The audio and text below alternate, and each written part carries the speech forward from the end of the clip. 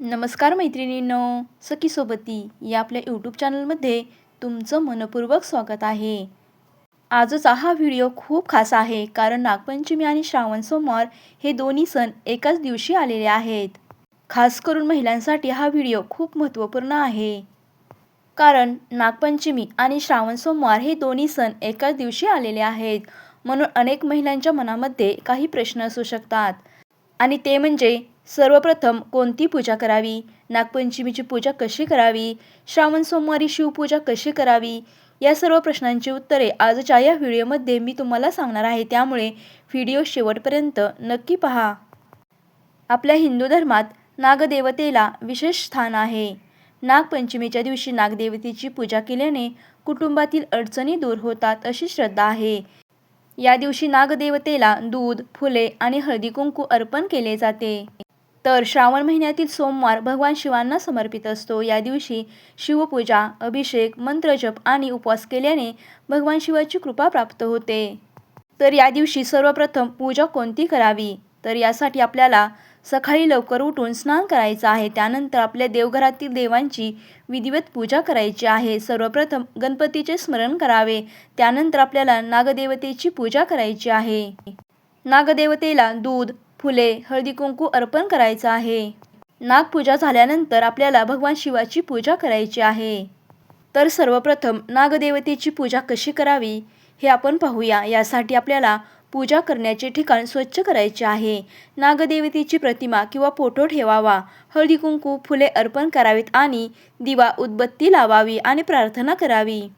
आपल्या घरामध्ये सुख समृद्धी यावी यासाठी आपल्याला प्रार्थना करायची आहे. ही पूजा झाल्यानंतर आपल्याला श्रावण सोमवारची शिवपूजा करायची आहे.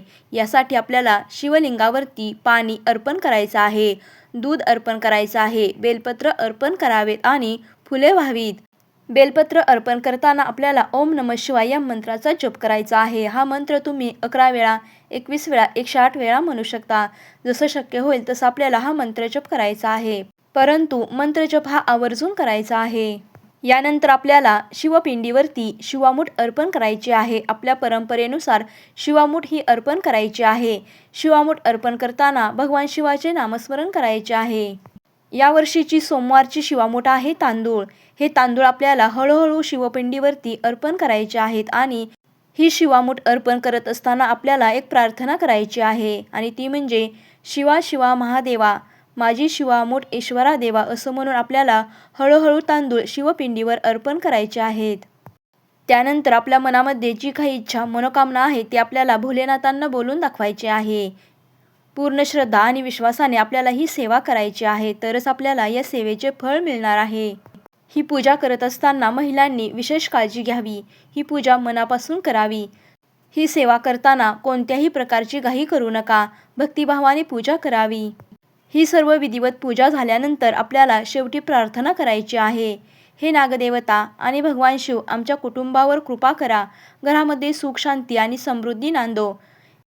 सर्व संकटांपासून आमचे रक्षण करा. अशी आपल्याला मनोभावे प्रार्थना करायची आहे. सेवा मनापासून करा, नक्की फळ मिळेल.